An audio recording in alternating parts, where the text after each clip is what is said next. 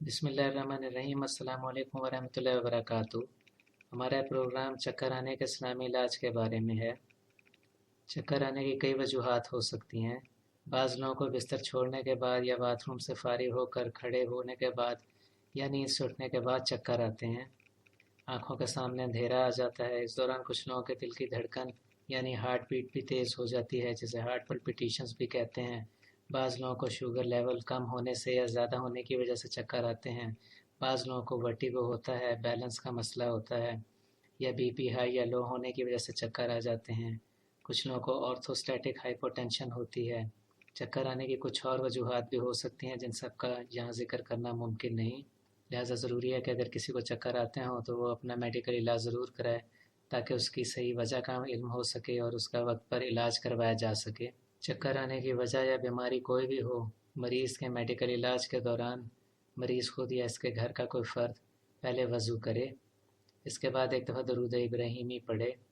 दरूद इब्राहीमी है: बिस्मिल्लाहिर्रहमानिर्रहीम, अल्लाहुम्मा सल्लि अला मुहम्मदिन व अला आलि मुहम्मदिन कमा सल्लैता अला इब्राहीम व अला आलि इब्राहीम इन्नका हमीदुम मजीद। अल्लाहुम्मा बारिक अला मुहम्मदिन व अला आलि मुहम्मदिन कमा बारकता अला इब्राहीम व अला आलि इब्राहीम इन्नका हमीदुम मजीद। फिर वो 5 दफ़ा सूरह क़ियामा पढ़े। इसके बाद एक दफ़ा दरूद इब्राहीमी पढ़े। फिर अल्लाह ताला से दुआ करे कि इसे इसकी बीमारी से निजात मिले, तो इंशाअल्लाह इसकी दुआ कबूल हो जाएगी और इसे चक्कर आने से निजात मिल जाएगी। वो शख्स मुकम्मल तौर पर सेहतियाब हो जाएगा। इस अमल को रोज़ाना किसी भी वक्त दिन में एक दफ़ा करना है और कम अज़ कम 3 महीनों तक जारी रखना है। अगर इस अमल को किसी वजह से रोज़ाना ना किया जा सकता हो तो इस अमल को एक दफ़ा करके पीने के पानी पर दम कर लें।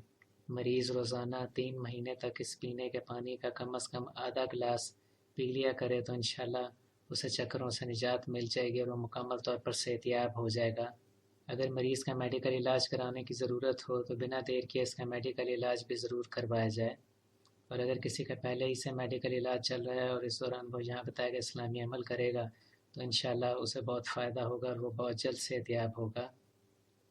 यहाँ आपको मज़ीद बताते चलें कि चक्कर आने के मसले से निजात के लिए हमारे चैनल पर और वीडियोस भी मौजूद हैं, उन्हें भी आप ज़रूर देखें, आपको फ़ायदा होगा। अगर आपने अभी तक हमारे चैनल को सब्सक्राइब नहीं किया तो प्लीज़ सब्सक्राइब करें, इस वीडियो को लाइक और शेयर करें ताकि ज़्यादा से ज़्यादा लोगों को इसका फ़ायदा पहुँच सके। इजाज़त दीजिए, अल्लाह हाफ़िज़।